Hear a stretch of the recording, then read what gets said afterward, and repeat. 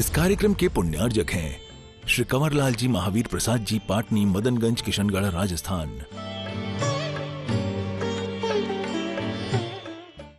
साख जाएगी पकड़ लो हाथ बड़े बाबा, नहीं तो डूब जाएंगे। अरे सिर्फ ये भारी धरी है पाप की गठरी, हमारे सिर्फ ये भारी वजन पापों का है भारी, इसे कैसे उठाएंगे।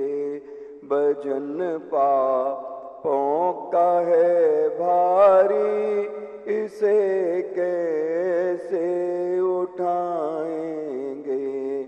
पकड़ लो हाथ बड़े बाबा, नहीं तो डूब जाएंगे। फंसी है भंवरों में नैया, फंसी है भंवरों में नैया, वहीं पर डूब जाएगी। फंसी है भंवरों में नैया, वहीं पर डूब जाएगी। खेवैया आप बन जाओ तो बेड़ा पार हो जाए। खेवैया आप बन जाओ तो बेड़ा पार हो जाए। पकड़ लो हाथ बड़े बाबा, नहीं तो डूब जाएंगे।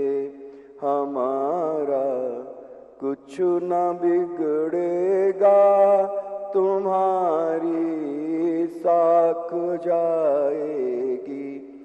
तुम्हारे ही भरोसे पर, तुम्हारे ही भरोसे पर जमाना छोड़ बैठे हैं। तुम्हारे ही भरोसे पर जमाना छोड़ बैठे हैं। जमाने की तरफ देखो, इसे कैसे निभाएंगे।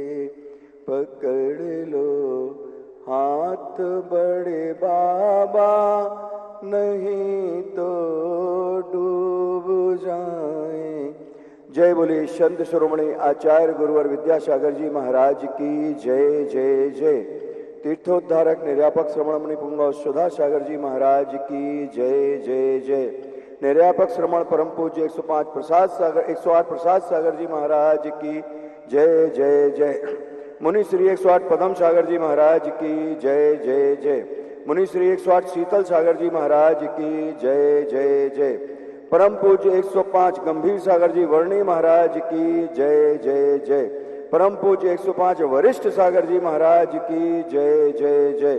परम पूज्य 105 विदेह सागर जी महाराज की जय जय जय। बंधुओं, इस 1008 शांतिनाथ त्रिलोक तिलक जनालय चमत्कारोदय तीर्थ पर होने जा रहे पंच कल्याणक महोत्सव 10 अप्रैल से 15 अप्रैल तक परम पूज्य आचार्य गुरुवर समय सागर जी महाराज के परम आशीर्वाद से तीर्थोद्धारक निर्यापक श्रमण मुनि पुंगव सुधा सागर जी महाराज के परम सानिध्य में परम पूज्य निर्यापक श्रमण प्रसाद सागर जी महाराज, शीतल सागर जी महाराज, पदम सागर जी महाराज और समस्त शुल्लक तरह के परम सानिध्य में होने जा रहे इस पंचकल्याणक महोत्सव में आप सभी सादर आमंत्रित हैं। सपरिवार आप सभी के रहने की व्यवस्था, भोजन आदि की व्यवस्था व्यवस्थित की गई है। जिन्हें भी इंद्र इंद्राणी बनना है वो इस माध्यम से जुड़ सकते हैं। पात्र आदि भी जिन्हें बनना है वो भी इस माध्यम से जुड़ सकते हैं। फ़ोन नंबर है 9893625600, मनोज जी जैन खितौला, और 9584543368, प्रशांत जी जैन व्यवस्थापक बौरीबंद। ऐसी अनेक योजनाएं इस क्षेत्र से जुड़ने के लिए हैं। आप भोजनशाला के सदस्य 1,11,000 के माध्यम से बन सकते हैं। जो आजीवन सदस्य हैं, एक बार आपको अपनी चंचला लक्ष्मी का उपयोग करना है और जीवन के साथ भी और जीवन के बाद भी आपको ये सुविधाएं सारे अतिथियों को उपलब्ध रहेंगी। एक आधारशिला के माध्यम से आप 1,11,000 के माध्यम से जुड़ सकते हैं। आप भक्तांबर विधान के माध्यम से भी, असीमकालीन भक्तांबर विधान के माध्यम से भी 51,000 रुपये की राशि से यहाँ पर अपनी चंचला लक्ष्मी का उपयोग कर सकते हैं। त्रिकाल चौबीसी 51 कलश के माध्यम से आप यहाँ पर पूरा मंदिर जिनालय आप बना सकते हैं। एक जिनालय की राशि 51 कलश के माध्यम से है। यदि आप पूरे परिवार के साथ भिन्न भिन्न रूपों में बनवाना चाहते हैं तो जो त्रिकाल चौबीसी में 2 भगवान भूत और भविष्य के बैठेंगे वो 15-15 लाख रुपए की राशि से और वर्तमान के 21 कलश की राशि से हैं। मंदिर में 3 शिखर बनने हैं जो भव्य होंगे और स्वर्ण कलश के साथ में उनका शोभायमान होगा। ऐसे शिखर कलश के माध्यम से, संपूर्ण वेदी के निर्माण के माध्यम से, मंदिर में वेदी में स्वर्णकार होना है उसके माध्यम से, ऐसी अनेक योजनाओं के साथ आप जुड़ सकते हैं। और इन 4 पंक्तियों के साथ परम पूज्य पदम सागर जी महाराज के चरणों में अनंत कोटि नमोस्तु पूर्वक आज की मंगल देशना के लिए पूरी सदन की ओर से अनुरोध कि सुधा गुरु आपकी महिमा निराली है, सुधा गुरु आपकी महिमा निराली है, पता नहीं क्यों दुनिया आपकी मतवाली है। सुधा गुरु आपकी महिमा निराली है, पता नहीं क्यों दुनिया आपकी मतवाली है। पूछता हूं लोगों से ऐसी क्या बात है, पूछता हूं लोगों से ऐसी क्या बात है। कहते हैं गुरु चरणाम्बुज स्पर्श अंदर की बात है। कहते हैं गुरु चरणाम्बुज स्पर्श अंदर की बात है। अंदर की बात बाह्य कारण से समझ नहीं आई, अंदर की बात बाह्य कारण से समझ नहीं आई। जब चरण छुआ सुधा गुरु का तो मन में जिनकी अनुभूति आई। जब चरण छुआ सुधा गुरु का तो मन में जिन भगवान की अनुभूति आई।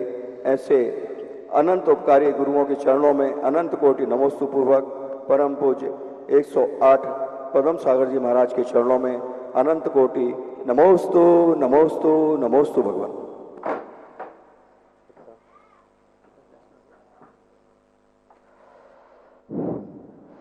ओम नमः सिद्धेभ्यः, ओम नमः सिद्धेभ्यः, ओम नमः सिद्धेभ्यः।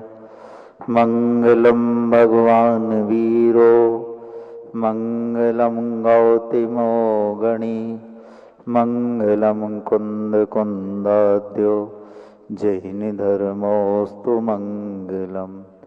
तरणि विद्या सागर गुरो, तारो मुझे ऋषिस, करुणा करो,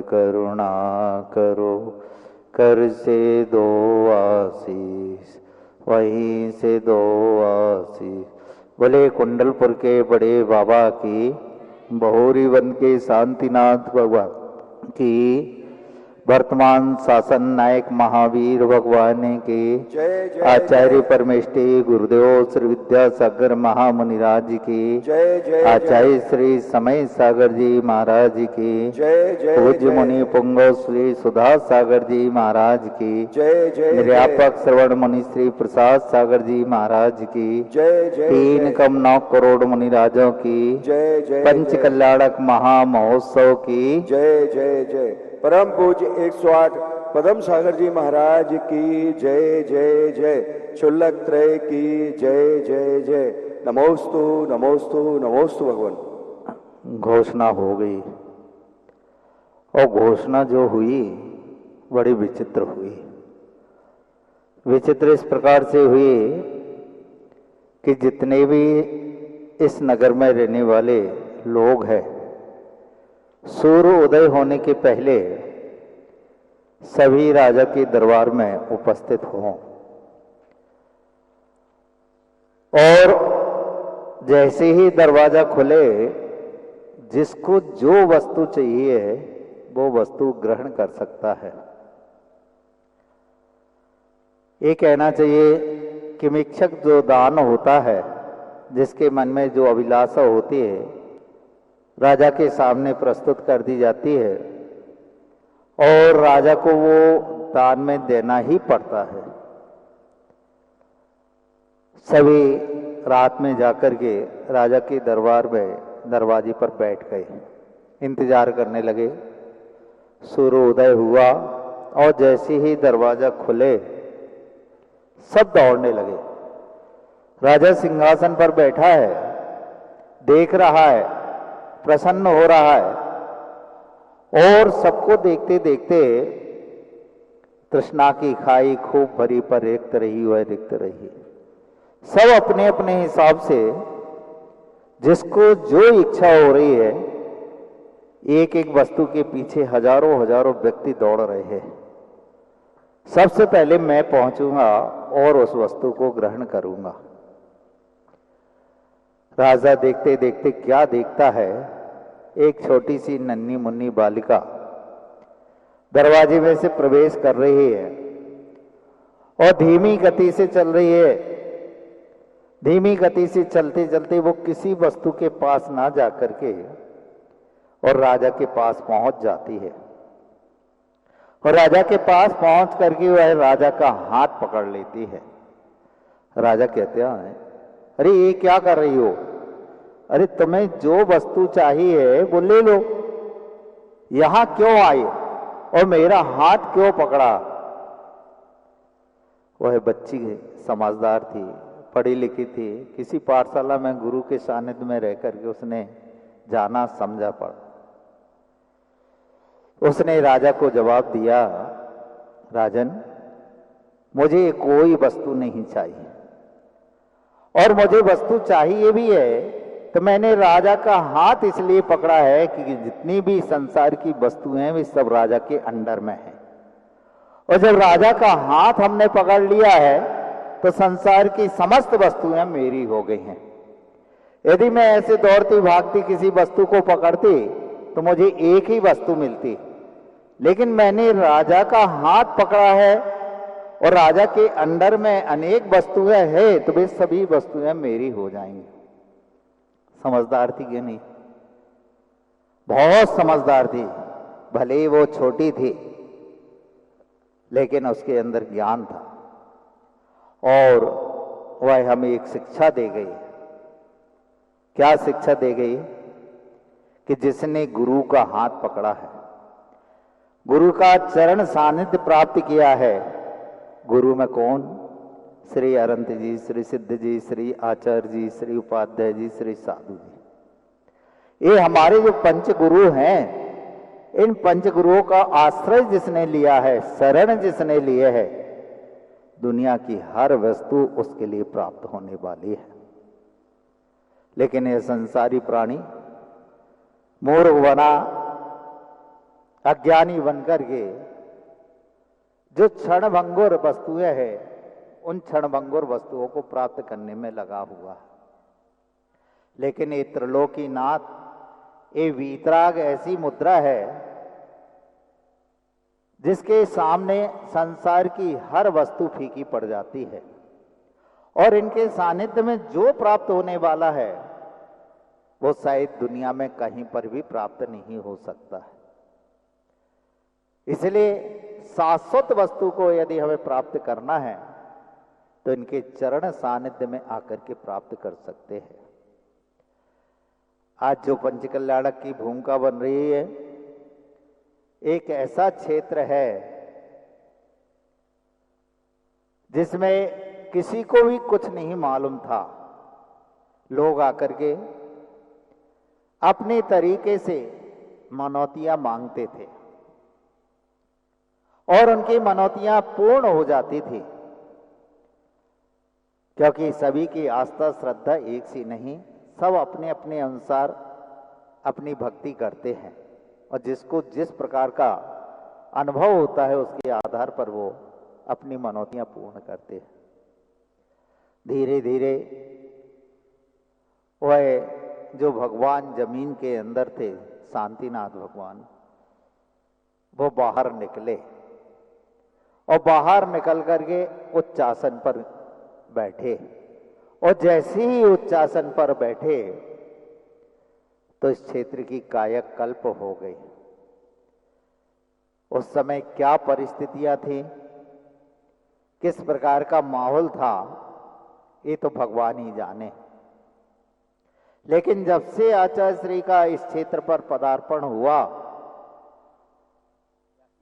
82 से 1982 में, कहते हैं कि इस क्षेत्र का विकास दिन दूनी रात चौगनी पर चलने लगा। धर्म की वर्षा होने लगी, साधु संतों का आगमन होने लगा। क्योंकि जब तक भगवान का आशीर्वाद और गुरु का आशीर्वाद रहता है, किसी ने कहा है जितने तारे गगन में उतने दुश्मन हो, और कृपा यदि गुरुदेव की बाल न बाका हो। संसार में दुश्मन बहुत हैं और एक नहीं दो नहीं, यहां तक कहा है जितने तारे गगन में उतने दुश्मन हैं। लेकिन इन दुश्मनों से यदि आमना सामना करना है, निपटारा करना है, तो इन पंच गुरु की शरण में हमें पहुंचना पड़ा। और जिसने पंच गुरु की शरण प्राप्त कर ली है उसका कोई बाल बाका भी नहीं कर सकता है। अरे सामान्य व्यक्ति तो छोड़ो, देवी देवता तो छोड़ो, सौधर्म इंद्र भी उसका बाल बाका नहीं कर सकता जिसने गुरु की शरण प्राप्त की है। ऐसे शांतिनाथ भगवान सबकी मनोकामना को पूर्ण करने वाले, ये तो हम कहते हैं, व्यवहार में कहते हैं, और सम्यक दर्शन होने के बाद में हमारे अंदर कुछ कमियां हो जाती हैं जिसके कारण हमारे सम्यक दर्शन में दोष लग जाता है, चल मल अगाड़ दोष। वैसे 24 तीर्थंकर भगवान ही शांति को प्रदान करने वाले हैं, संकट को मोचन करने वाले हैं, दुख दरिद्रता को दूर करने वाले हैं और भूत प्रेत की बाधा को दूर करने वाले हैं। लेकिन हमारी बुद्धि 24 तीर्थंकरों में बट गई। कुछ ने कह दिया शनि ग्रह का निवारण करना है तो मुनि सुब्रत नाथ भगवान की पूजन करो, अर्चना करो, भक्ति करो, विधान करो। कुछ ने कह दिया भूत प्रेत की बाधा है तो पदमपुरा में जाकर के पदम प्रभु भगवान की भक्ति पूजन करो, भूत प्रेत की बाधा दूर हो जाएगी। कुछ ने कहा शांति चाहते हो तो बहोरी वन में जाकर के शांतिनाथ भगवान की अर्चना पूजा भक्ति करो, और संकटों को दूर करना है तो पार्श्वनाथ भगवान के चरणों में जाओ। मतलब 24 तीर्थंकर में 4 भगवान ही सब कुछ करने वाले हैं, बाकी 20 तीर्थंकर कुछ नहीं, जिस सिर्फ हमारी तुच्छ बुद्धि ने इस प्रकार का ग्रहण किया है, बाकी ऐसा कुछ भी नहीं। 24 तीर्थंकर भगवान ही हमारे लिए सब कुछ है। फिर महाराज शांतिनाथ भगवान को इतना महत्व क्यों दिया जाता है?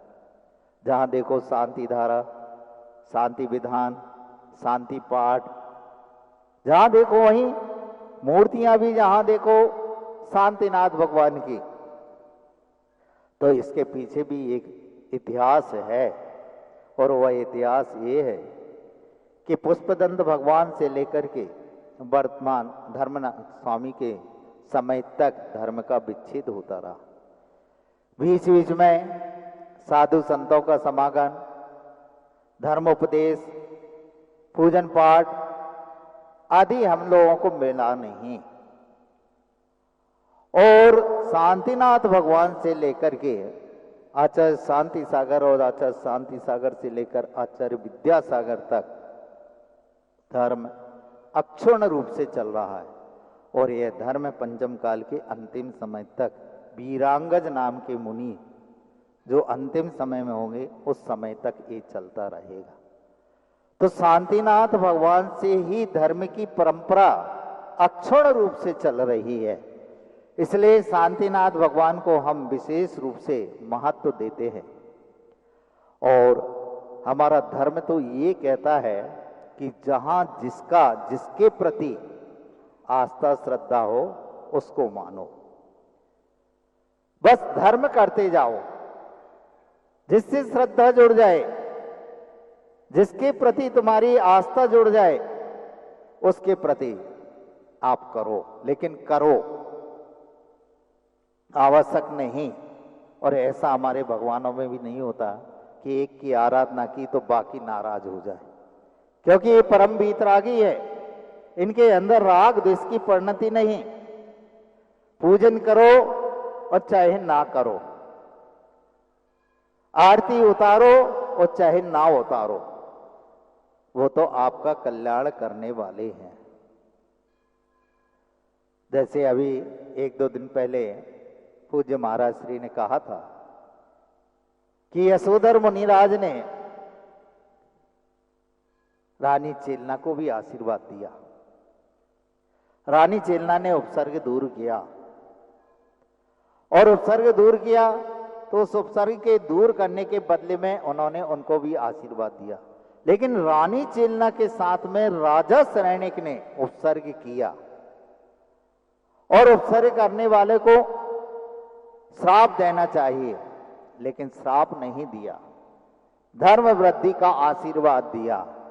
तो दोनों खड़े हैं, एक उपसर्ग दूर करने वाला है और एक उपसर्ग को देने वाला है, करने वाला है, और दोनों को हाथ उठा करके एक सा आशीर्वाद दिया।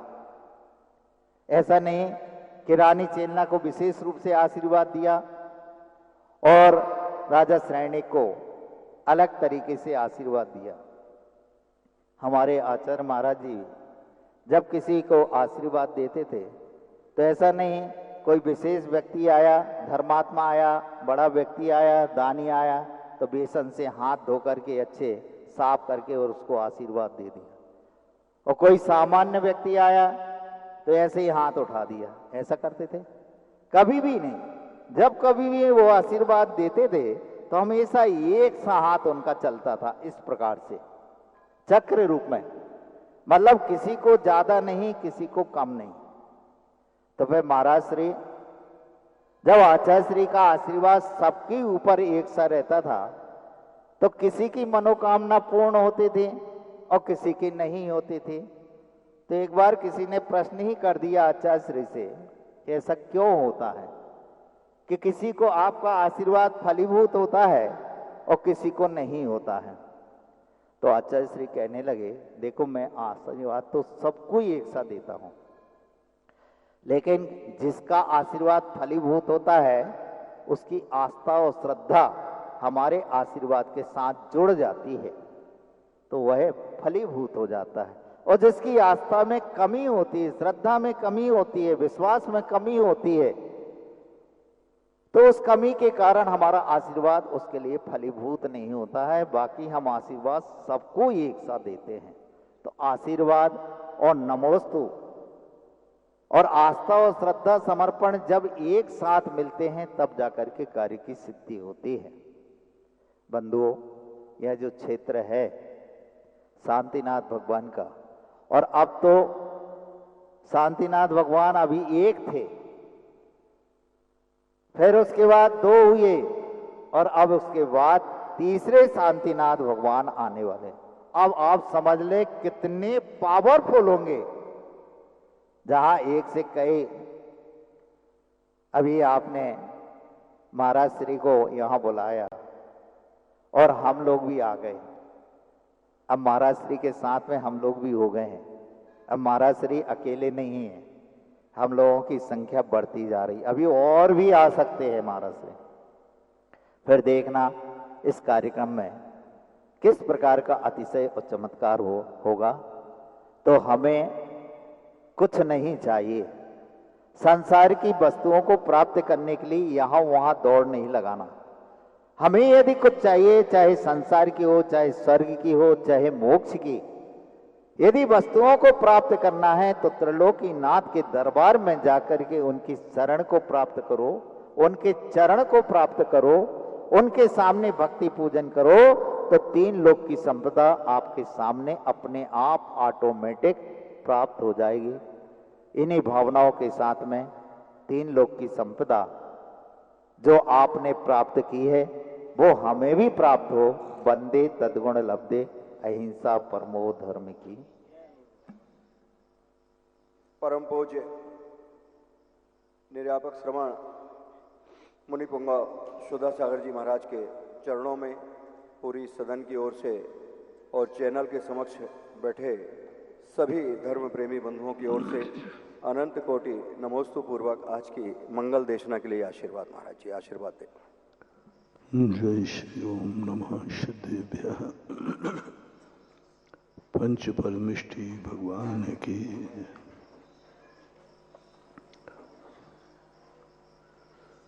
प्रसंग चल रहा है कि सब कुछ पाने के बाद सब कुछ हमारे पास है, लेकिन आपको फीलिंग अभाव की हो रही है या सद्भाव की। विगत 10-12 दिन पहले हमने एक प्रसंग को अधूरा छोड़ दिया था समय होने के कारण। अभी वो स्मृति में आ गया पद्म सागर जी महाराज का प्रवचन सुनते सुनते कि व्यक्ति के पास सब कुछ है तो तुम्हें सब कुछ की अनुभूति हो रही है कि अभी कुछ नहीं है उसकी अनुभूति हो रही है। यदि जो कुछ भी है उसमें तुम सब कुछ है तो तुम्हारे बराबर बादशाह दुनिया में कोई नहीं। जो कुछ है वह सब कुछ है। ये अनुभूति बहुत कठिन होती है और सब कुछ सबके पास हो नहीं सकता, ये नियम है। सब कुछ हो ही नहीं सकता और सब कुछ की अनुभूति किए बिना आनंद आ नहीं सकता और सब कुछ कभी हो नहीं सकता। प्रकृति का सिद्धांत है कि हर व्यक्ति के पास सब कुछ नहीं होगा, चाहे तुम भगवान बन जाओ चाहे ग्रस्त बन जाओ, क्योंकि हर वस्तु प्रतिपक्ष वस्तु को लेकर चल रही है। हर वस्तु अस्ति नास्ति को लेकर चल रही है, विधि निषेध को लेकर चल रही है। ऐसी दुनिया में कोई वस्तु नहीं है जिसका प्रतिपक्षी वस्तु ना हो, और प्रतिपक्षी वस्तु है तो जहां वह है वहां वह नहीं रह सकता। जब प्रकृति का स्वभाव है तो सब कुछ तुम्हारा हो कैसे सकता है, लेकिन अनुभूति करना है तुम्हारे लिए बस सबसे बड़ी साधना और तपस्या है। अभाव में अभाव की अनुभूति होना ये दुख का कारण बनता है। हमारे पास यह नहीं है, कुछ भी नहीं है, हमारे पास कुछ भी नहीं है। जैसे तुम्हारे मन में ये भाव आ जाए समझ लेना आपका डाउनफॉल चालू होने वाला है। प्रकृति आपको अभिशाप देने वाली है। सारी सृष्टि तुम्हारे लिए नकारात्मक ऊर्जा देगी, क्योंकि तुम्हारे मन में एक भाव आ गया मेरे पास कुछ भी नहीं। ऐसे कृतज्ञ का विनाश निश्चित हो जाएगा। मेरे पास कुछ भी नहीं है। अरे कुछ भी नहीं है लेकिन तू तो है, फिर कैसे बोल रहा है कुछ भी नहीं है?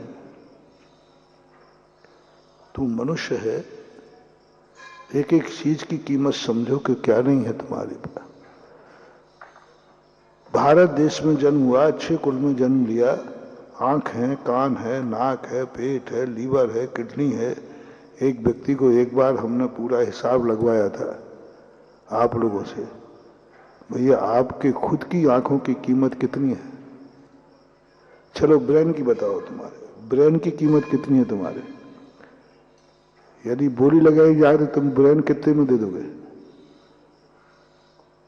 नहीं, आप मांग लो जो मांगना है, 1 करोड़, 2 करोड़, 10 करोड़, 100 करोड़, आपको जो मांगना हो छोड़ो, मांगो। आपका दुकान का माल आपका है, आप मूल्य तय करो।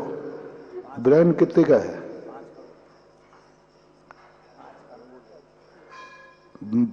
प्रसाद सागर का 5 करोड़, अभी हाल 5 करोड़ दिलवाता हूं प्रसाद साहब, ब्रेन दे दे। ब्रेन देके 5 करोड़ का फिर करोगे क्या बताओ? ब्रेन ही खत्म हो गया तो 5 करोड़ क्या काम के?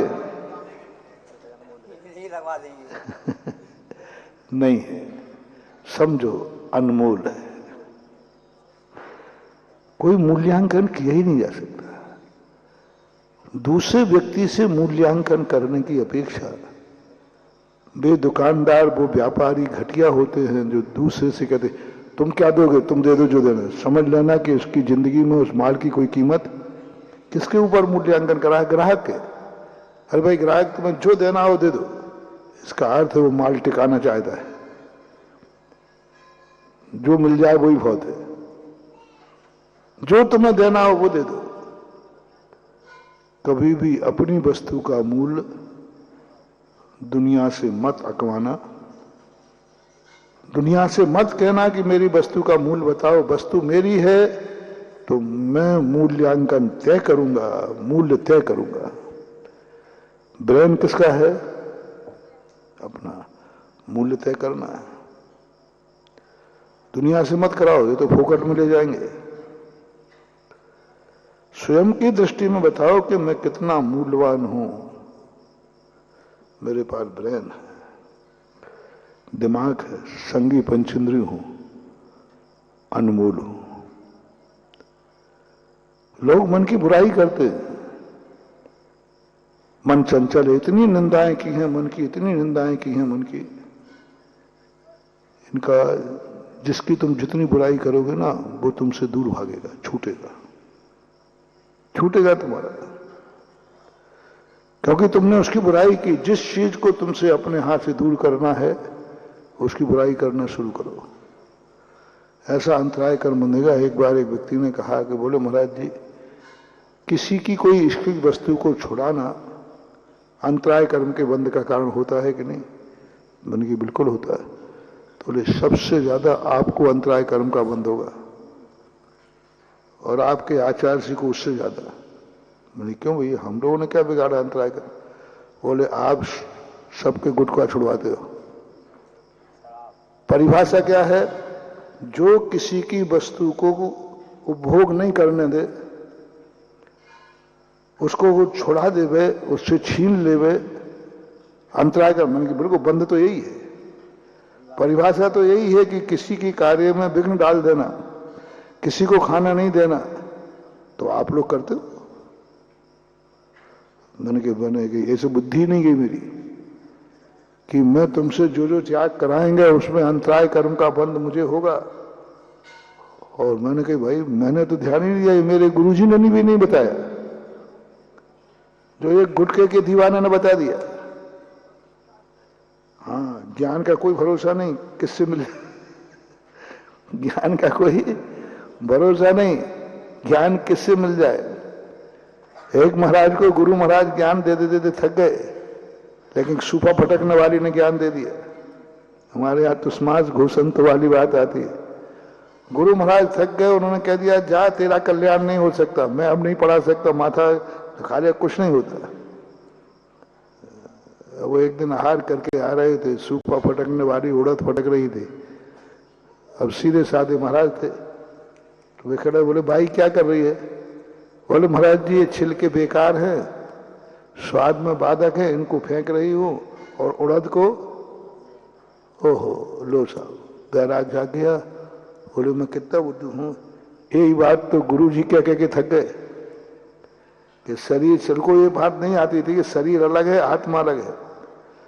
बोले यही तो गुरु कहते कि शरीर अपना नहीं है, छिलके के समान है, आत्मा अपनी है। ओहो, उसी समय सूफा फटकने वाले के अंदर उसी के सामने बिल्कुल ध्यान में मग्न हो गए, और वहीं उनको केवल ज्ञान हो गया। किसके उपदेश से? और उसने उपदेश भी नहीं दिया, बताया था जीवन में किसी भी पल में, जीवन के किसी भी पल में वैराग्य उपज सकता है। मत समझो कि कोई निमित्त खोटा है। कितने खोटे निमित्त चोखे मार का रास्ता खोल देते हैं। मत समझो कि ये हमारे लिए उपदेश दिया गया कि नहीं, कितने गे हमारी जिंदगी के ताले खोल देते। गे, उनका कोई लेना देना नहीं है। बादलों का विघटन हुआ, उनसे तुम्हारा कोई लेना देना नहीं था। इधर साधु को वैराग्य हो गया, उधर मौत हो रही है, साधु हमें अविनाश के मास्ते पर जा रहा है। मौत से अमरता, विनाश से अविनाश, अंधेरे से उजेला, अंधेरे से उजेला, असत्य से सत्य, ठोकर से ज्ञान। दुनिया में ऐसी कोई वस्तु नहीं है जो निमित्त में अच्छे निमित्त बनने की शक्ति नहीं रखती हो, सब रखती है। इसलिए हर वस्तु को जैन दर्शन ने कहा, हर वस्तु को जानो, जानो।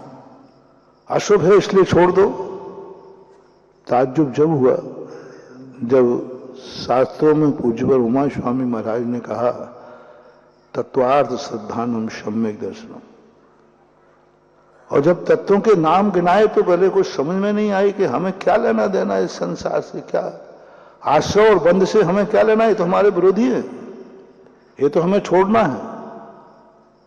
आश्रय बंध से हमें क्या लेना, हे तत्व है, और हे तत्व का हम ज्ञान क्यों करें। उन्होंने कहा नहीं, ज्ञान तो करना पड़ेगा,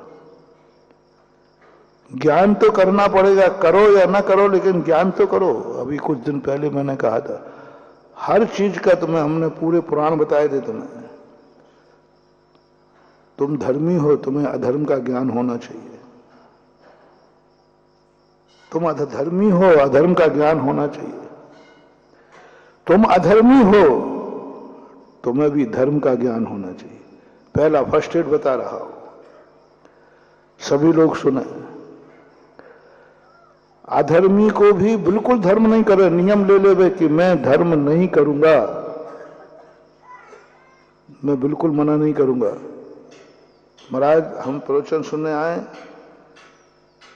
आपकी एक बात भी नहीं मानूंगा, पहले एग्रीमेंट कर लो, और आप जो करोगे मैं उससे उल्टा करूंगा। आपने कहा गुटखा नहीं खाना, उस दिन हम डबल खाएंगे।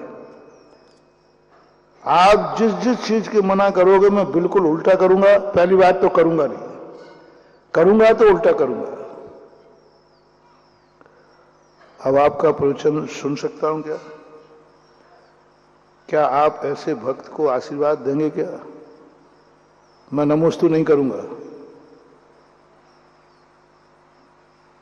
ये भी शर्त है।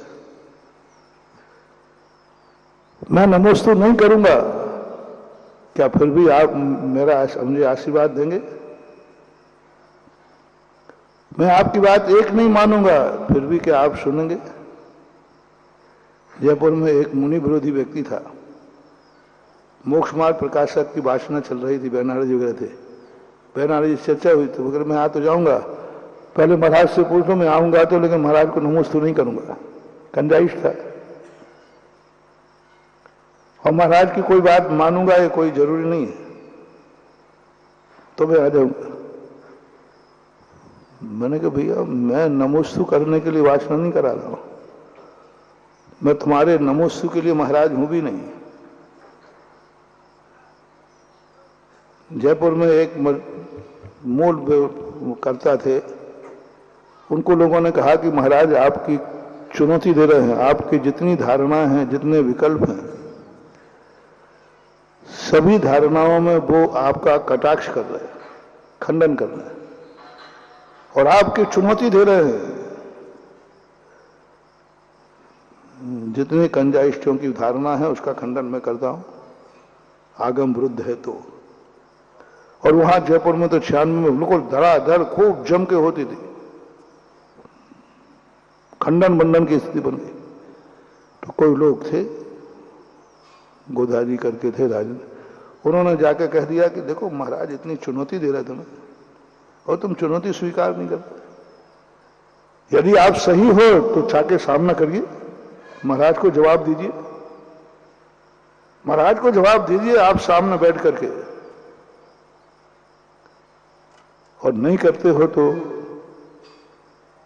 उन्होंने कहा ठीक है मैं आ जाऊंगा, महाराज बुलावें तो सही, मैं आ जाऊंगा, महाराज बुलावें तो सही। मेरे पास कमेटी आ गई, बोले महाराज जी आप समझो किसने आने की भावना व्यक्त की है, बस एक इशारा चाहिए आपका कि महाराज ने बुलाया है। मैंने कही ये बात है, मैंने कहा मैं तो नहीं बुला सकता, आप इशारा कर दीजिए हाँ बुलाओ उनको। मैंने कहा नहीं बुला नहीं सकता, मैं साधु हूं, मैं नहीं बुला सकता। इतनी जो जनता आई है क्या मेरे बुलाने पे आई? बड़े बड़े विद्वान वहां बैठे थे, डॉक्टर शीतल जी, डॉक्टर कस्तूरचंद जी, चैन रूप बाकरी, बड़े बड़े विद्वान थे वहां। मैंने कहा इनको किसने बुलाया? ये बिना बुलाया है। दो दरवाजे कभी बिना बुलाने का इंतजार मत करना महानुभाव। एक मौत के लिए, किसी के यहां मौत हो जाए, दुख हो जाए तो, और जो अपने से बड़ा पूज्य हो तो। दो स्थानों पर कभी बुलावे का इंतजार नहीं करना। अपने से बड़े हैं, अपने से पूज्य हैं। पिता के पास जाने पर बेटा कहे पिताजी बुलाएं तो जाएंगे, समझ लेना तू बर्बाद हो जाएगा, खत्म हो जाएगा। बुलावे पे कभी मत जाना, बुलाने का इंतजार नहीं करना। कौन बुलाए, किसके यहां जा रहे हो? पूज्य के पास। पूज्य के पास सदा बुलाने से जाना, सदा बुलाने से जाना, बुलाने से नहीं जाना। नहीं जाने का अर्थ बुलाए तो नहीं जाना, ये बात नहीं। बुलाने का इंतजार नहीं करना, ये नहीं सोचना कि मुझे बुलाए तो जाए। मोटिवेशन सारे जगत के लिए मंत्र दे रहा हूं, तुम्हारा डाउनफॉल चालू हो जाएगा। कभी जो तुमसे पूज्य हैं, कौन है? पूज्य हैं। घर से शुरू करो, मम्मी पापा से शुरू करो। मम्मी पापा बुलाएंगे तो जाऊंगा, नहीं। मम्मी पापा के पास जाना है, बुलाना का इंतजार नहीं करना। उनके सामने ईगो मत बनाना, उनके सामने अभिमान करना, उनके सामने अपने नहीं। ऐसा थोड़ी मैं स्वाभिमानी हूं, बिना बुलाए कैसे चले जाऊंगा? कौन है? पापा, महानुभाव। मम्मी पापा के सामने कभी, बस इतना बता दो, जब तुम्हें बचपन में भूख लगती थी तो मां बुलाती थी तब रोटी मांगते थे कि पहले ही? मां दूध पिलाती है इसलिए बच्चा पीता है कि पीने की मांग करता है? सदा बच्चे ही बने रहना, सदा बच्चे ही बने रहना। कभी बुलाने का इंतजार नहीं करना, बिना बुलाए जाना। और मैं बड़ों से भी कहना चाहता हूं, बेटे को बुलाना नहीं, अपने निजी कार्य करने के लिए, अपने स्वार्थ के लिए कभी बेटे को मत बुलाना। कितनी तकलीफ में पड़े रहना, बेटे से बुलाना नहीं, बेटे से मांगना नहीं, बेटे से कहना नहीं, अपनी तकलीफ मत कहना। बेटा मुझे तकलीफ हो रही, आकर मेरा पैर दबा दे, मुझे पैसा चाहिए दे दे, मुझे रोटी चाहिए भेजे। नहीं, यदि तुम पूजनी हो, तुम पूजनी हो, अपने से छोटे से, अपने से बेटे से कभी मांगोगे नहीं, उसको बुलाओगे नहीं अपने निजी कार्य के लिए। उसी बेटे की स्वीकार करना जो बेटा तुम्हारे बिना बुलाए तुम्हारे दरवाजे आके पूजा करता है। वो है बाप और बेटे का संबंध। मां बाप को बुलाना पड़ रहा है, बेटा मुझे ये कर दे, बेटा मुझे ये दे दे। ये बेटा सुनो महानुभाव, बेटे को यदि पिता तुम्हारे सामने कोई चीज मांग ले, पिता को तुमने भिखारी बना दिया, वो भी अपने दरवाजे, तुम्हारे बुरे दिन चालू हो जाएंगे। उसी दिन से बुरे दिन चालू होगा जिस दिन तुम्हारे मन में भाव आया, पापा बुलाएंगे तो चले जाऊंगा, मम्मी बुलाएगी तो चले जाऊंगा, पिताजी मांगेंगे तो दे दूंगा पैसा। पिताजी ने मांगे ही नहीं। पिताजी कहेंगे तो कोई बात नहीं, पिताजी कहेंगे बेटा हमें इतना पैसा चाहिए, दे दूंगा मैं, तो कोई बात नहीं। पिताजी कहें तो सही, मांगे तो सही पिताजी, मम्मी क्या, जो मम्मी मुंह से तो निकाल, क्या चाहिए तुझे। यदि ये भाव तुम्हारे अंदर है तो तुम्हारी जिंदगी का डाउनफॉल चालू हो गया, तुम भिखारी बनने की लाइन में आ गए हो। तुम्हारी जिंदगी में वो दिन जरूर आएगा जब तुम्हें अपनी जरूरत की चीज किसी के सामने हाथ फैलाना पड़ेगा और कोई देने वाला मिलेगा, ये कोई नियम नहीं, क्योंकि तुमने एक बार ये भाव किया था, मम्मी पापा मांगे तो सही, मम्मी पापा बुलाएंगे तो चला जाओ। एक बात। दूसरी बात,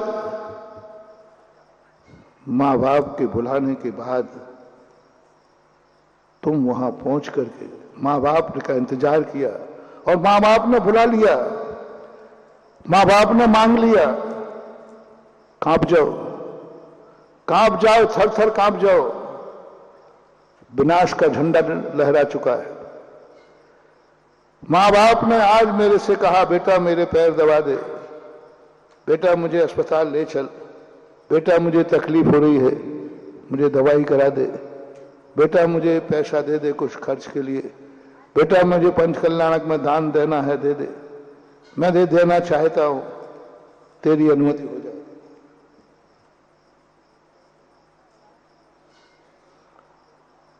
समझ लेना महानुभाव, बेटे का सर्वनाश, इससे बड़ा अभिशाप कुछ हो नहीं सकता। इसे तुम स्वाभिमान कहते हो। आज के बच्चे कहते मेरे घर में वो टेलर है कि बाप भी मेरे बिना कुछ नहीं कर सकता, तुम्हें अहंकार आता है। यदि तुम्हारे मम्मी पापा तुम्हारे बिना कुछ नहीं कर पाए तो बोलो तुम्हारी गर्दन कैसी होती है। अरे साहब मेरी घर में पापा भी मेरे बिना कुछ नहीं करता, मम्मी मेरे बिना कुछ नहीं कर सकती। अरे भाई महाराज आए हैं, देखो वो बहौरी बन जा रहे हैं, कोई दान मान दे के नहीं, चिंता मत करो। महाराज का, महाराज के गुरुजी भी आ गए, पापा मेरे बिना पूछे कुछ दे ही नहीं सकता। तुम्हें हर्ष होता है, बहुत बड़ा रहस्य दे रहा हूं महानुभाव, मोटिवेशन। तुम्हें खुशी हो गई कि मम्मी पापा मेरे बिना कुछ नहीं करते हैं। तुम्हारी ये खुशी तुम्हारा सर्वनाश कर देगी, सर्वनाश कर देगी कि पापा मेरे बिना कुछ नहीं करते। और यही पापा के मन में आ जाए, लो बेटा लो, मेरा बेटा मेरे पूछे बिना कुछ नहीं करता, तो इससे बड़ा वरदान कोई नहीं होता। पिता के मन में भाव आ जाए, मम्मी पापा मेरा बेटा मेरे बिना पूछे कुछ भी नहीं करता, कुछ भी नहीं करता। बोले तुम्हारा बेटा गुटखा खा रहा, तो बोले खा ही नहीं सकता। बोले क्यों? वो मेरे बिना पूछे, तुम लाख उपाय करना वो नहीं खा सकता। यहां बैठा बैठा अमेरिका में बेटा थाली में क्या खा रहा है मां बता देगी। बोले तुम्हें कैसे मालूम? टेलीविजन में देख रहे? बोले नहीं, मुझे मालूम है बेटा कुछ भी खाएगा मेरे बिना पूछे नहीं खा सकता। और ये नई चीज की आप बात कर रहे हो, मेरा बेटा नहीं खा सकता, गारंटी मेरी है, क्योंकि उसने अभी मेरे से पूछा नहीं। यदि मां बाप के मन में यह विश्वास आ जाए कभी कि मेरा बेटा मेरे बिना पूछे कुछ नहीं कर सकता, जाओ, तुम्हारा जिंदगी में इससे बड़ा वरदान कोई दुनिया में नहीं हो सकता। तुम्हारी जिंदगी में बहुत बड़ा वरदान है कि मां बाप ने एक बात कह दी, और उससे उल्टा बेटे के मन में आ गया कि मां बाप मेरे बिना पूछे कुछ नहीं कर सकते, तुम्हारा विनाश निश्चित। बिल्कुल दोनों में उल्टा है, क्रिया एक ही है लेकिन पात्र बदल गया। भूल करके कभी ये इंतजार करना पिताजी, मान लीजिए कई बार यहां लोग आपके पिताजी आ जाते और वो कहते हैं भैया कमेटी वालों बोलना तो है लेकिन बेटा बहू से पूछ ले, ये है कि नहीं ये बता दो। हाँ है, क्योंकि घर में बेटा बहू तो है ही नहीं, गुंडा गुंडी है। अब गुंडों से तो दुनिया डरता है। सुनो रे गुंडे लोगों, सुनो गुंडे लोगों, सुनो, मुझे पता नहीं था कि हमारे जैनियों के घर में भी गुंडे रहते हैं। दुनिया तो कह रही बेटा है और नीति कह रही बेटा नहीं गुंडा है। और उसने क्या कह दिया कि देखो भाई आजकल मैंने तो कमाना बंद कर दिया है, बेटा बराबरी का हो गया है, थोड़ा उससे पूछ लो। और कमेटी ने जाके तुमसे कहा कि भाई देख पापा की तो इच्छा है, लेकिन उन्होंने क्या कहा है, बेटा बहू से पूछ लो, यदि वो कह दे मैं तो। यदि मेरे अपने भक्तों से कह रहा हूं, यदि ये बात तुम्हें पता चले कि आज पापा ने महाराज के सामने, पंचायत के सामने ये कहा है कि ठीक है बेटा बहू कह दो, बेटा बहू से पूछ लो क्योंकि वो बराबरी के हो गए। पिताजी घर में आते ही उनको बैठने मत देना, पहले बताओ पापा आप मेरे कौन से जन्म के दुश्मन हैं, कौन से जन्म के दुश्मन हैं, कौन से जन्म का बैर निकाल रहे हो। मेरा सर्वनाश करने की तुमने ठान ली है क्या? जिस गुरु के चेले तुम हो उसी का गुरु का चेला मैं हूं। आपने क्या बोला सबके सामने, बेटे से पूछ लूं? यानी घर में बेटे की चलती है, मैं बेटा नहीं रहा, मैं तो गुंडा हो गया। आपने गुंडा बना दिया, आपने गुंडा बना दिया। क्या कहा कि बेटे से पूछ लो, क्या कहा बहू से पूछ लो। पिताजी ये बात ठीक नहीं, नहीं बेटा मेरा ये भाव नहीं था, मेरा ये परिणाम नहीं था। भाव मां कुछ नहीं जानते। आपको मेरे पूछने के, मुझे आपने जन्म दिया है, मेरे से पूछ के दिया? बोलो।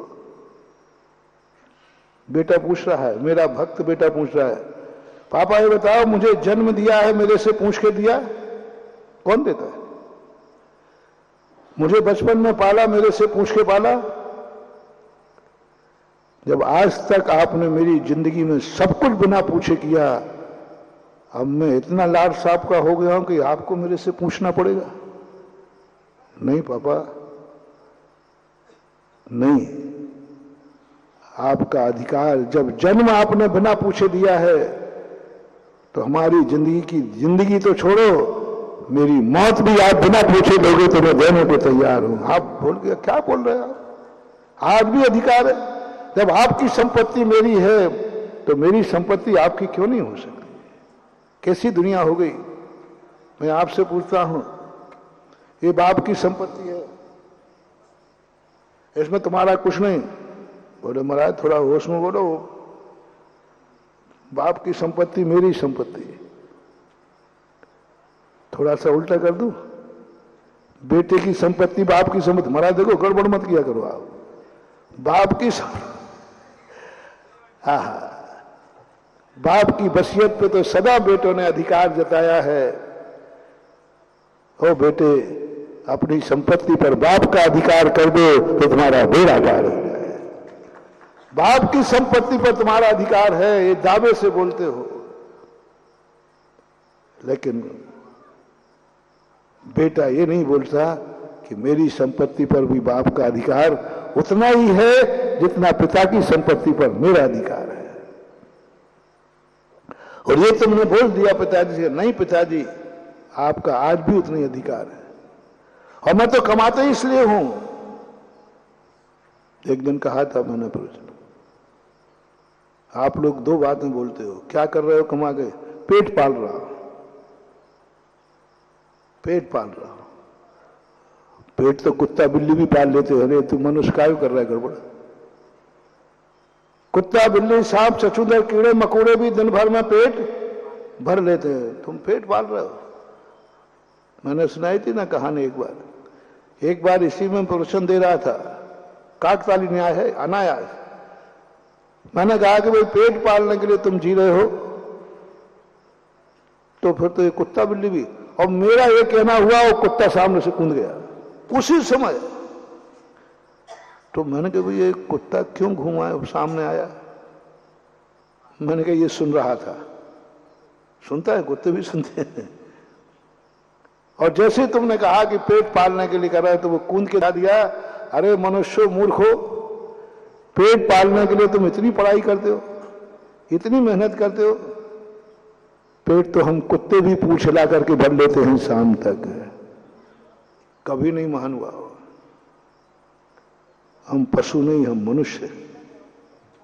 मनुष्य में भी हम जैन हैं।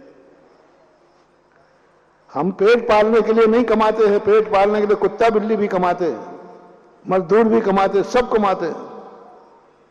फिर दूसरा डायलॉग आपका होता है, बाल बच्चों के लिए कमा रहे हैं, बाल बच्चे पाल रहे हैं। हाँ, कितने हैं बाल बच्चे तुम्हारे? कितनों को पाल रहे हो? बाल बच्चों को ना, बाल बच्चों को पाल रहे हैं। वो तो गली मत रही कि कुत्ते के बाद तुम उसको आना नहीं देते, नहीं तो वो आके दिखा देता है। कितने बच्चे हैं? एक दो, जगमोहन लाल जी नहीं है कि 6-6 कर ले। आज तो एक और दो बच्चे पाल रहे हैं। उन बच्चों के लिए इतनी मेहनत, दिन रात मेहनत, इतना बड़ा धंधा, व्यापार, इंजीनियर, डॉक्टर, सब। कुत्ते से गया बीता शुकर है।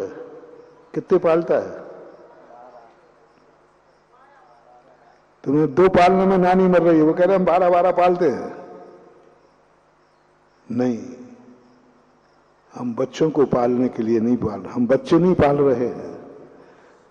और बाप को बच्चों के लिए कमाएगा, इससे बड़ा नौकर और बदकिस्मती कौन हो सकता है? बड़े व्यक्तियों की यदि छोटों की सेवा करना पड़े, कमाना पड़े, तो दास है, बड़ा हो ही नहीं सकता। तुम बच्चों के लिए कमा रहे हो, तुम्हारी दासता निश्चित है। तुम या तो पूर्व भाव के नौकर थे और आगे नौकर बनोगे। जब दूसरे की सेवा करोगे, दूसरों के यहां रोटी बनाओगे, दूसरों के लिए रोटी, किसके लिए रोटी बना रहे? बच्चों के लिए रोटी बना रहे। जरूर वो पूर्व भाव की रसोईयन है या आगे रसोईयन होगी। किस लिए कमा रहे हो? किसी कंपनी का सेल्समैन था या होगा, किसी कंपनी का नौकर है। नौकर क्या है? अपने लिए नहीं कमाता, सब सेठ को कमाता है। ये लक्षण है। कभी भी अपने से अधीनस्थ को कभी मत कमाना, अपने बच्चों के लिए कभी नहीं कमाना, उनका दृष्टि में नहीं रखना। मां को रोटी नहीं बनाना है बेटों के लिए, अपने लिए बनाना नहीं है, बेटों के लिए बनाना नहीं है। कभी भूल कर नहीं बनाना। अपने लिए कमाना नहीं, बेटों के लिए कमाना नहीं। जिंदगी अपने लिए जीना नहीं, बेटों के लिए जीना नहीं। ये दोनों चीजें हैं। अन्यथा ये दोनों चीजें पशुओं में देखने में, पशु अपने लिए जीता है, अपने बच्चों के लिए जीता है, तुम में और उनमें कोई अंतर नहीं। तो ऐसा लक्षण देखो जो पशु नहीं कर सकता। तो अपने पेट के लिए तो कमाता है, पशु है। अपने बच्चों के लिए कमाता है, पशु है। और यदि ये दृष्टि तुम्हारी है तो तुम भी पशु से ऊपर नहीं। बस एक भी पशु ऐसा नहीं है जो अपने बाप के लिए कमाता हो। बोलो, पशु अपने बच्चों को दाना लेते हुए जाते पाए गए कि नहीं? लेकिन कोई चिड़िया अपने मां को दाना लेकर गई? आप लोगों ने देखा? कोई पशु अपनी मां को दाना लेके गया? कोई पशु, उदाहरण के रूप में, आगम में नहीं देखना, वो हम बाद में बताएंगे। कोई पशु ने, आज तक हमने पशुओं को देखा है, आज तक हमने चिड़ियों को देखा है, चिड़िया की मां बच्चों को दाना लेकर के आती है। लेकिन आज तक किसी बच्चे को देखा कि वो अपने मां को दाना लेके जा रहा है? आपके पास उदाहरण हो तो बताओ। किसी बच्चे ने देखा कि ये बच्चा अपनी मां को दाना लेके जा रहा है? चिड़िया का बच्चा कोई नहीं जाता। आज तक किसी चिड़िया के बच्चे ने चिड़िया को दाना नहीं दिया, लेकिन चिड़िया स्वयं भूखे रहकर बच्चे को दाना लाती है। ये पशुओं में एक गुण नहीं है। अब मनुष्य यदि तुम हो तो आपको वो करना है जो पशु नहीं कर पाया। आपको रोटी बनाना है, स्वयं के लिए नहीं, बेटों के लिए नहीं, बनाते समय हर महिला को बात आना चाहिए, मैं रोटी बना रहा हूं महाराज के लिए, पूजा के लिए, साधु आ जाए। मैं कमा रहा हूं अपने पिता के लिए। क्यों कमा रहे हो? बोले पिताजी के लिए। महानुभाव, गजब का सूत्र दे रहा हूं, सिद्धि की पौवारा हो जाएगी, तुम्हारा हर धन प्रसाद बन जाएगा, पवित्र हो जाएगा। मां बदलना है, मैं पेट के लिए नहीं कमा रहा हूं, बच्चों के लिए नहीं कमा रहा हूं, मैं मम्मी पापा के लिए कमा रहा हूं। क्योंकि मम्मी पापा बूढ़े हो गए हैं, उन्होंने कमाना बंद कर दिया है, और मुझे मम्मी पापा की आदत मालूम है। वो बहुत उनकी आदत है, जब वो कमाते थे ठाठ से दान बोलते थे, बहोरी बंद जाते थे तो नियम से दान बोलते थे। उनकी आदत है, उनकी आदत है ये। और आजकल कमाना बंद कर दिया तो कहीं वो दान देना बंद ना कर दे, मैं कहीं वो ये ना कहने लगा भैया अब तो हमने कमाना बंद कर दिया, हम कहां से दें। इसलिए अपने जमाने में अपनी कमाई पर जैसे पापा ठाठ से दान देते थे, मेरी कमाई पर भी पापा वैसे दान दें, इसलिए मैं कमाता हूं। पापा कमजोर मत पड़ना। आप अपने समय पर जैसे जीते थे, जैसे शान से बोलियां लेते थे, पापा जब हम नहीं थे तब बोलियां आप बिना मेरे पूछे लेते थे कि नहीं? बोलो ना। हाँ। कोई नहीं मुझे। जिस बेटे को पता नहीं है कि उसके बाप ने, उसके भाई ने कोई बहोरी बंद में स्वाध्याय हाल बनाया है,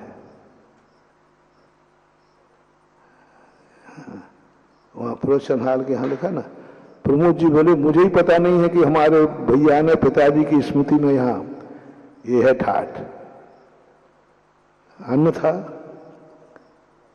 यदि अमरचंद जी डरते भाइयों से पूछ लेने दो भैया, नहीं तो आफत हो जाएगी। क्या पूछना, और भाई ने क्या पूछना? जब आप हमारे जन्म के पहले जो दान देते थे, किससे पूछ के देते थे? बोले मेरी कमाई थी, मैं देता था, किससे पूछना? बोले पापा मुझे अलग कब से कर दिया आपने, मैं कब से अलग हो गया हूं। लो पिताजी, यदि हमारी संपत्ति आपकी नहीं है तो आपकी संपत्ति भी हमारी नहीं है। लो मैं आपकी वसीयत पर आज के बाद मैं तुम्हारी संपत्ति मेरी नहीं, क्योंकि मेरी संपत्ति आपकी नहीं, मैं भी आपकी संपत्ति को हाथ नहीं लगाऊंगा। आपने मुझे अलग मान लिया, कह रहे आजकल मैंने कमाना बंद कर दिया। कभी बेटे तो नहीं क्या है दोस्तों से कि बेटा भैया मैं खर्च नहीं करूंगा, अभी मैं कमाता नहीं हूं। बाप की संपत्ति के प्रति आपकी कितनी आत्मीयता होती है, कितना अहंकार होता है, कितना गर्व होता है कि बाप की संपत्ति मेरी संपत्ति है। बस ये गौरव करने का अधिकार मैं अपने भक्तों से कहना चाहूंगा, अपने माता पिता को दो अपनी संपत्ति पर। पापा मैंने कमाई आपके लिए, जो कुछ भी कोई पूछता है क्यों कमा रहे हो, बोले मम्मी पापा के लिए। ये भाषा हमें कानों में सुनने को कब मिलेगी? ये भाषा तो सुन ली मैंने कि पेट के लिए कमा रहा हूं, बाल बच्चों के लिए पाल रहा हूं। ये तो पशुओं की कथाएं हैं, पशुओं की कहानी है। आज इस कल युग में है पशु पशु है तो है, आज मनुष्य भी पशु की भाषा बोल रहा है। जिस दिन ये आ जाएगा कि नहीं, बेटा कह रहा है मैं पापा के लिए कमा रहा हूं, मम्मी कह रही मैं सासू को रोटी बना रही हूं, बच्चों को नहीं, मां जी को रोटी बना रही, उसी दिन तुम्हारे घर में चतुर्थ काल प्रवेश करेगा। उसी दिन तुम्हारे घर में रिद्धि और सिद्धियां प्रवेश कर जाएंगी, क्योंकि इस घर में कोई भी काम किया जाता है पूज्य पुरुषों के लिए किया जाता है। पूज्य पुरुषों किस लिए जिंदा हो? मम्मी पापा के लिए, क्योंकि बुढ़ापे में उनका कौन साथ देगा। किस लिए खा रहे हो? मम्मी पापा की सेवा के लिए। पूज्य बटकेर महाराज मूलाचार में मुनराज के आहार के लिए गए तो उन्होंने ये नहीं कहा कि काय के लिए, मैं जीने के लिए कमा रहा हूं, नहीं, धर्मार्थम, रत्नत्रय पालनार्थम, वैयावृत्त्यर्थम, धर्म प्रभावनार्थम। अपने लिए तो बोले ही नहीं, मैं जो हाल ले रहा हूं रत्नत्रय की धर्म की रक्षा के लिए। वैयावृत्ति शब्द उन्होंने दिया, वैयावृत्ति के लिए, अपने धर्म के पालन के लिए, आवश्यक, ये सब के लिए कहा। कहीं ये नहीं कहा भूख मिटाने के लिए ले रहा हूं, ऐसा कहीं नहीं कहा। भट्ट के आचार्य महाराज ने गजब बात कही। भूख मिटाने के लिए रोटी नहीं खाता है सज्जन पुरुष, साधु पुरुष। भूख मिटाने के लिए रोटी खाता है राक्षस, पापी, पशु, निकृष्ट व्यक्ति भूख मिटाने के लिए रोटी खाता है। संसारी प्राणी, अज्ञानी, मिथ्या दृष्टि भूख मिटाने के लिए रोटी खाता है। भट्ट के आचार्य महाराज ने मुनि महाराज को रोटी खिलाई, लेकिन भाव बदल दिया। भूख मिटाने के नहीं लगा। बोलो भैया, रोटी तो भूख के लिए खाई जाती है ना, खाई भूख के जाती है, मिटेगी भूख। लेकिन अभिप्राय क्या है? अभिप्राय है कि मैं धर्म के लिए खा रहा हूं, रत्नत्रय की रक्षा के लिए खा रहा हूं, वैयावृत्ति के लिए खा रहा हूं। भूख तो मिटेगी, मिटेगी भूसे के समान। हम भूख मिटाने को ना खाएं तब भी भूख मिटेगी कि नहीं मिटेगी। देखो दोनों हाथ में लड्डू है। जैन दर्शन वो कला है, यदि तुम भूख मिटाने के लिए रोटी नहीं खाओगे तो क्या भूख नहीं मिटेगी? भूख तो मिटेगी ही मिटेगी, भूख तो मिटेगी ही मिटेगी। साथ में वह रोटी तुम्हारे लिए दान का रूप बन जाएगी, धर्म का रूप बन जाएगी। मैंने रत्नत्रय के लिए खाया, मैंने खाया ही नहीं। ये सोच जब चिंतन में आया पूज्यवर भट्ट के आचार्य महाराज का, मैंने गदगद हो गया। मैंने इतना आनंद आया। क्या है जैन दर्शन? एक ऐसी कला है, उसी क्रिया में तुम जहां हो, जो कर रहे हो, जो कुछ है, उसी में से तुम्हारा धर्म का स्रोत फूट जाएगा। मां थोड़ी दृष्टि बदलना है। फॉर एग्जाम्पल, 3 मजदूर थे, एक जॉब पड़ा था कहीं, 3 मजदूर थे। एक मजदूरी कर रहा था, दूसरा भी कर रहा था, तीसरा भी कर रहा। आप देखना, एक मजदूर के पास एक संत गए या तार्किक गया, बोले भैया क्या कर रहे हो? बोले करम फोड़ रहा हूं। करम क्या फोड़ रहा हूं? करम फोड़ रहा हूं। महाराज ने समझ लिया ये जिंदगी इसको भार बन गई है, ये जिंदगी से बोर हो चुका है। फोड़ रहा है कर्म पत्थर, और क्या कह रहा है? कर्म फोड़ रहा हूं, माथा फोड़ रहा हूं। भैया माथा फोड़ना हो, यदि कभी तुम्हारी जिंदगी में ऐसा भाव आ जाए कोई कार्य करते समय, समझ लेना तुम्हारी मनुष्य पर्याय अंत में। कर्म फोड़ रहा हूं, कर्म फूटेगा ही फूटेगा। तुम खुद अपने मुंह से कह रहे कर्म फोड़ रहा हूं। महाराज ने कहा इससे ज्यादा बात की तो ये डर बैठेगा। हाँ, क्योंकि चिड़चिड़ापन हो गया। दूसरे के पास कहे क्या कर रहे? अरे महाराज जी नमस्ते हो। महाराज जी बाल बच्चे पाल रहा, रोजी रोटी, यही बोलते ना, रोजी रोटी कमा रहा हूं, बाल बच्चे पाल रहा हूं, परिवार पाल रहा हूं, पेट पाल रहा हूं। उसकी बात मैंने बता दी। महाराज ने कहा इसको समझाने से कोई फायदा नहीं, भैंस के सामने बीन बजाना है। ये तो पशु है, पशु स्वभाव का है, मूर्ख है, रोजी रोटी कमा रहा है। और तीनों को एक एक पत्थर दिया था भगवान की मूर्ति बनाने के लिए। तीनों मूर्ति बना रहे थे, तीनों मूर्ति ही बना रहे थे। लेकिन मूर्ति बनाते बनाते वो कर्म फोड़ रहा था, और मूर्ति बनाते बनाते वो आजीविका कर रहा था, रोटी कमा रहा।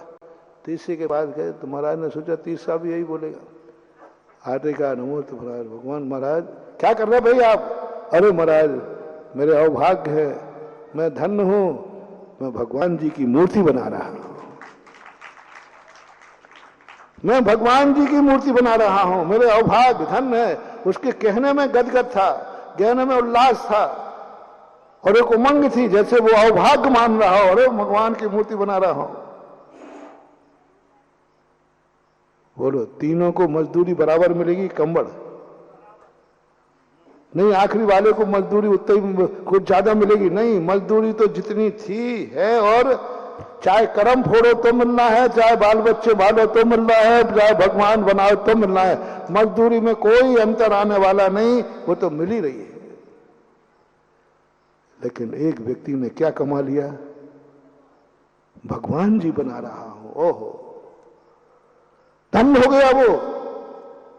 उसके मन में ही नहीं आया कि मैं मजदूरी कमा रहा हूं, उसके मन में नहीं आया कि मैं रोजी रोटी कमा रहा हूं, उसके ध्यान में नहीं है कि मैं मजदूर हूं।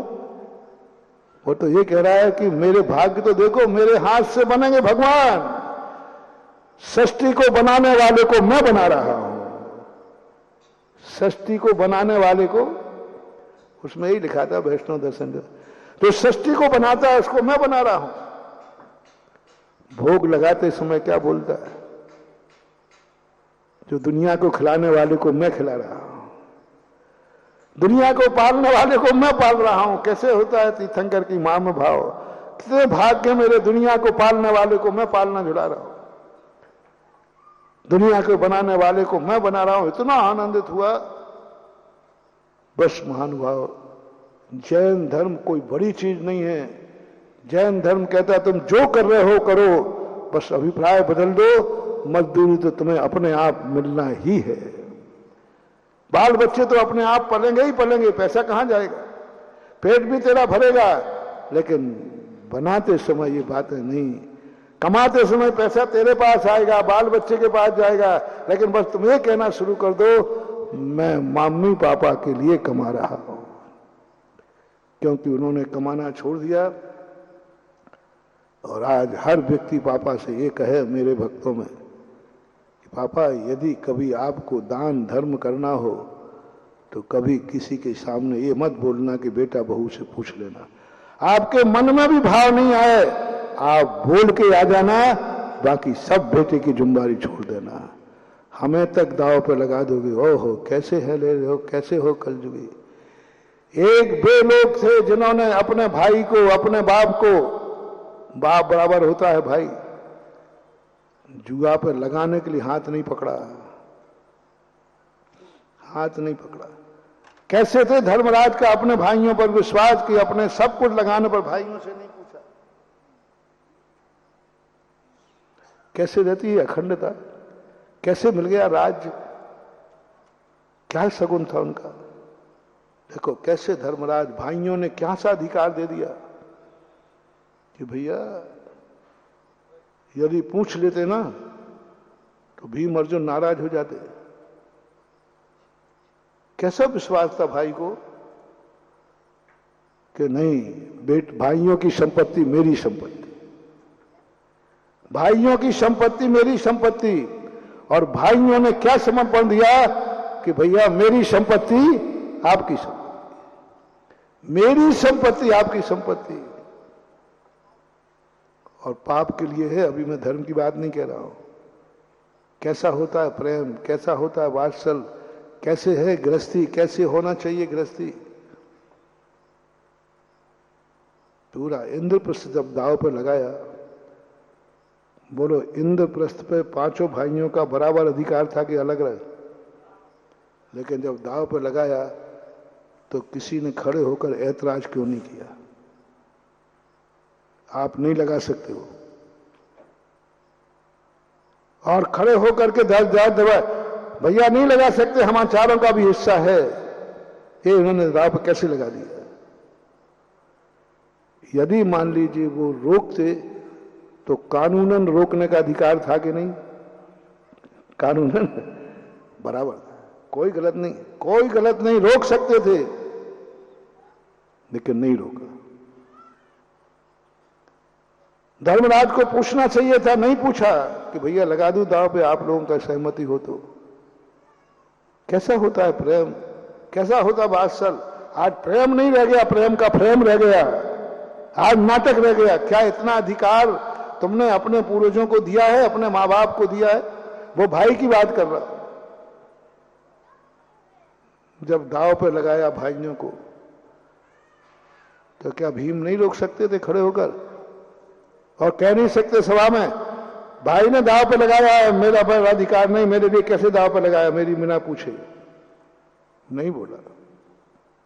हद तो जब हो गई पत्नी द्रौपदी किसकी पत्नी थी कायदा से? अर्जुन की पत्नी थी। जैन दर्शन में पंचवर्तारी नहीं है। चलो वैष्णव दर्शन के अनुसार ले लेते हैं। वो 5 की पत्नी थी, मानते हैं कि नहीं? तो बराबर अधिकार था कि नहीं? तो क्या 5 भाइयों ने से पूछना नहीं चाहिए था? खड़ा हो जाता भीम अर्जुन, भैया खबरदार, आप द्रौपदी को दाव पर नहीं लगा सकते। और जैन दर्शन के अनुसार तो अर्जुन की पत्नी थी, अर्जुन गांडी उठा लेता, नहीं आप कैसे दाव पर लगा सकते हो? कुछ नहीं हुआ। क्या आज वह चौथा काल, कैसे थे वहां के लोग? क्यों इतने खून की नदियां बहती थीं? इतने पाप अनर्थ होते थे, उसके बाद भी उनको मोक्ष के दरवाजे खुले थे। वहां ये था, सब कुछ हो गया, दास बन गए, लेकिन एक बार भाई का हाथ नहीं पकड़ा। पूरे 12 वर्ष का वनवास मैंने पढ़ा, बहुत कष्ट उठाए पांडवों ने, लेकिन भाइयों ने और द्रौपदी ने एक बार भी धर्मराज को टॉर्चर नहीं किया कि तुम्हारे कारण ये हो रहा है, तुम्हारी बदौलत ये हो रहा है। एक बार भी डायरेक्ट इंडार मैंने गौर से पढ़ा, मैंने कहा इनको गौर से पढ़ूं, क्योंकि ये जो वनवास हुआ है धर्मराज के कारण हुआ है। एक बार तो टॉर्चर करता, भीम कर देता, अर्जुन कर देता, अरे और कोई करता नहीं करता। द्रौपदी तो नारी थी, द्रौपदी कह देती, उल्हाय ना दे देती, ये आज जो मैं कष्ट भोग रहा हूं तुम्हारे कारण भोग रही हूं। ज्येष्ठ थे वो, उल्हाय ना दे सकती थी। धर्मराज जरूर पूरी 12 वर्ष तक जब भी कोई कष्ट आए, एक ही बात, तुम लोग जो कष्ट उठा रहे हो मेरे कारण, मेरी गलती। द्रौपदी के सामने तो वो नजर झुका लेते थे, आज द्रौपदी को जो कष्ट हुआ मेरे कारण।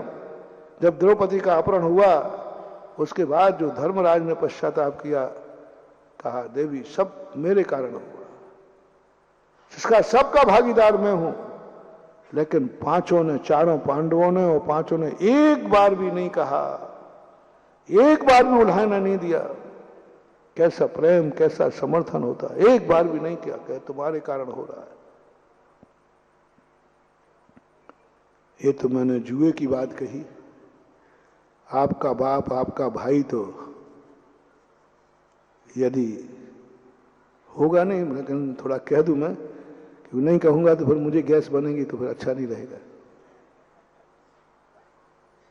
वो तो जुआ की बात थी, पाप की बात थी, व्यसन की बात थी। क्या है कोई माई का लाल ऐसा कि उसका बाप तुम्हारी पूरी संपत्ति दान में लिख जाए, चमत्कारोदय, तीर छेद, बहोरी बंद को लिख जाए और तुम उसको कुछ नहीं कहोगे?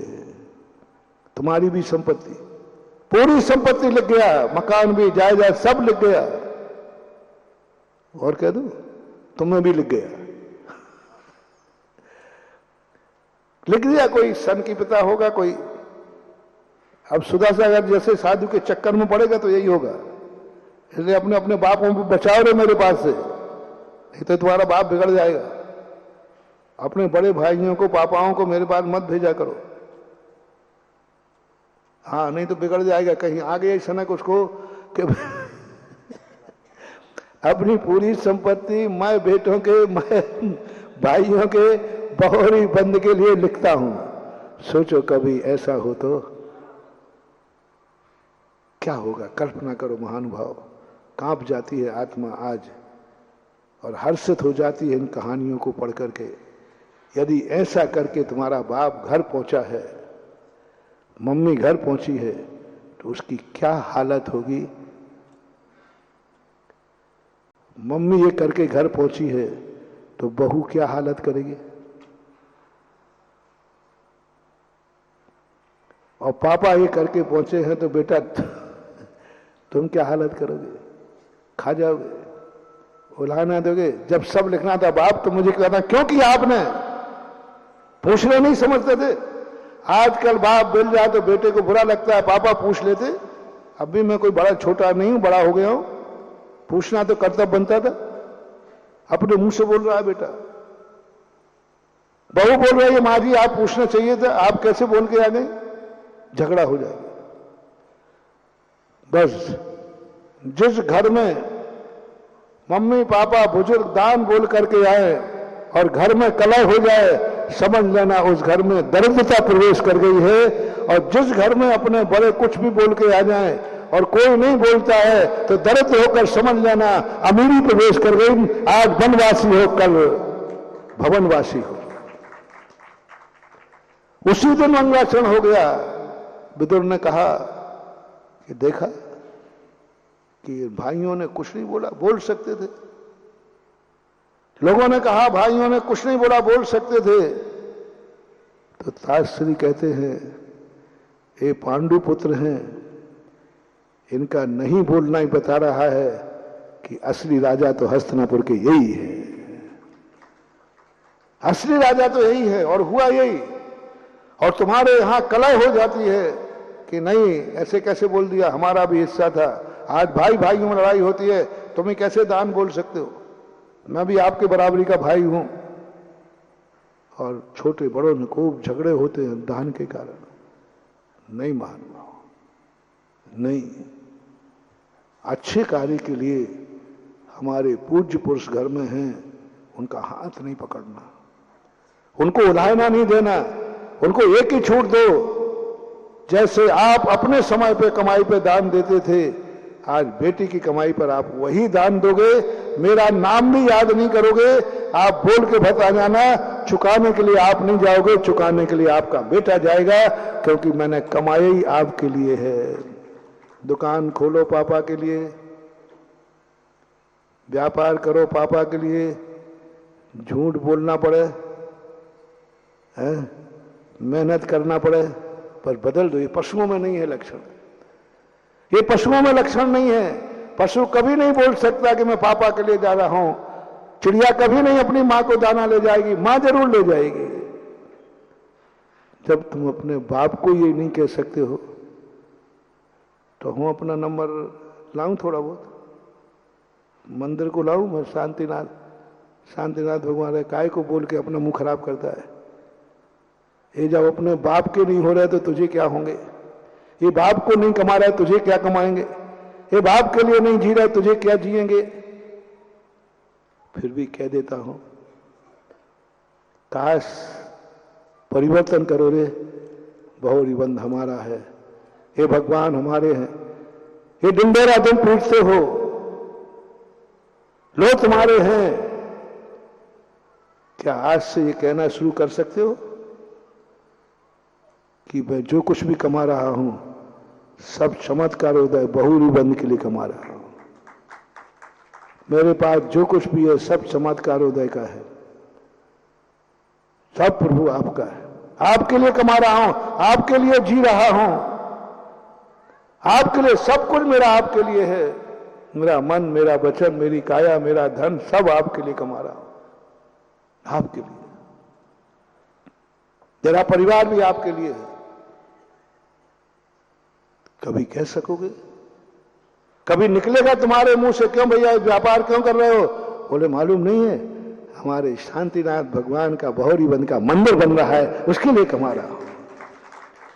बाल बच्चों के लिए कमा रहे हो, पेट के लिए कमा रहे हो। ये तो कहते पाए गए रे सुनो रे मनुष्यों के भेष में पशुओं, बिना पूछ और बिना मूछ के पशु हो तुम। मनुष्य को पशु का जिस दिन तुम ये कहना शुरू कर दोगे नहीं हमारे मंदिर बन रहा है भगवान जी का, उसमें हमें पूरा नहीं तो कुछ तो करूंगा। इसलिए आजकल मैंने थोड़ी मेहनत ज्यादा कर दी है। आजकल मैंने व्यापार में, क्या भैया आजकल तुम मेहनत ज्यादा करने लगे है ना, आजकल ओवर टाइम करने लगे हो। अरे भाई आप तो छोड़ दिया था, अब वृद्ध अवस्था में आने लगे हो। वकील साहब आपने तो छोड़ दिया था अदालत जाना। वकील लोग हाँ बैठे, वकील साहब भी बैठे। देखो आपने तो भैया वकालत छोड़ दी थी, नौकरी भी छोड़ दी, व्यापार भी छोड़ दिया था, अब आजकल फिर से वकालत पे क्यों आने लगे? आजकल फिर से दुकान पे क्यों बैठने लगे? आहा, कह सकोगे भैया मुझे मालूम नहीं था, उस समय हमारे लिए काफी था, हमने उतना कमा लिया था दिन चल जाए। लेकिन अनायास महाराज हमारे यहाँ आए ना, हमारे चमत्कारों दे शांतिनाथ भगवान का मंदिर बन रहा है। अब मैं जो कुछ भी कर रहा हूं उसके लिए कर रहा हूं। संगम काल मैं चौकी ड्यूटी पे आने लगा हूं 2 घंटे की, मुझे मंदिर में कुछ करना है। मैंने व्यापार शुरू कर दिया, दुकान पे बैठना मंदिर, मैं 2 घंटे ओवर करने लगा हूं मंदिर पर। मेरे भगवान का मंदिर बन रहा है, मैं उसके लिए कमा रहा हूं, मैं उसके लिए जी रहा हूं, उसके लिए आजकल मैंने 2 घंटे ज्यादा कर दिए। क्या आज हमें ये आवाजें सुनने को मिलेंगी? कठिन है, बहुत कठिन है, बहुत कठिन है। कोई ये कहते मैंने 2 घंटे भगवान के लिए कमा रहा हूं, 2 घंटे ज्यादा ड्यूटी दे रहा हूं, मेरी जो कमाई है सब भगवान के लिए है। बल्कि उल्टा और है, घर में कोई दे के आए तो झगड़ा करोगे, और घर में बोल के आए तो पश्चाताप करोगे यदि बोल दिया। और भगवान का माल हमारे पास आ जाए, हमारा माल मंदिर में न पहुंच जाए। बहुत शोर सुनते थे पहलू में दिल का, ये चीरा तो एक खतरा क्यों न निकला। हमारे भगवान, हमारे शांतिनाथ, हमारा बहोरी बंद। हाँ हाँ, घड़ियाल, थोता चना, बाजे घना, ये थोती है, कुछ नहीं होने वाला, इसमें नाश ही होने वाला है, डाउनफॉल होने वाला है। लो मैं तुम्हें दे रहा हूं, कल भी दिया था, आज यदि शांतिनाथ को तुमने अपना माना है, हे भगवान मेरे हैं, बहोरी बंद क्षेत्र मेरा है, लो मैं तुम्हें चुनौती दे रहा हूं, खुली चुनौती, आ जाओ मैदान में, आ जाओ मैदान। तुम वो लोग हो जो शांत। महाराज कौन होते हैं? बहोरी बंद हमारा है, ऐसी कहने वाली। देखो मैं सब जानता हूं, ध्यान रखना, यशोदा सागर है, कमरे में बैठता है, कान दरवाजे पर लटका देता है। क्या करेंगे? बहोरी बंद हमारा है, मैं जो करूंगा वो होगा। भगवान उठेंगे तो उठेंगे, भगवान शांतिनाथ, बोल दो ना, बोल दो एक बार, बोल दो, बोलते तो है, एक बार और बोल दो, बोलो शांतिनाथ भगवान महाराज क्या कौन होते हैं? हाँ बिल्कुल बिल्कुल बिल्कुल सही बोल रहा है, बिल्कुल मैं बिल्कुल कह दूंगा, नहीं नहीं बहोरी बंद मेरा नहीं है, शांतिनाथ तो मेरे हैं, लेकिन शांतिनाथ की मूर्ति मेरी नहीं है, बहोरी बंद तुम्हारा, तुम्हारे बाप का। लो यदि तुम्हारा शांतिनाथ है तो बोलो तुमने शांतिनाथ के लिए क्या किया? क्या तुम्हारे मन में ये भाव आ रहा है मेरी कमाई शांतिनाथ के लिए है? क्या आप दुकान पे बैठे कह सकते हो आजकल मैं जो कुछ कमा रहा हूं मंदिर के लिए कमा रहा हूं? हमारे मालूम नहीं, पर वो बहोरी बंद के भगवान का बहुत विशाल मंदिर बना रहा है, उसके लिए धन चाहिए, इसलिए मैं कमा रहा हूं। मेरे भगवान का मंदिर के लिए धन कमा रहा हूं, मेरे भगवान का मंदिर बनेगा उसके लिए कमा रहा हूं। क्या ये भाषा शुरू हो सकती है? क्या किया है तुमने भगवान के लिए? मात कब्जा लेकर के, मात भावना में अहंकार करके, मात विरोध करके अंतराय कर्मी बांधे जब उदय में आएंगे तो आंसू पोंछने वाला नहीं मिलेगा। महानुभाव ध्यान रखना, यदि ये कहना शुरू कर दो कि नहीं मैं जी रहा हूं शांतिनाथ भगवान के लिए, भगवान का पंच कल्याणक हो रहा है, ध्यान रखना। इस कार्यक्रम के पुण्यार्जक थे श्री कंवरलाल जी महावीर प्रसाद जी, पाटनी, मदनगंज, किशनगढ़, राजस्थान।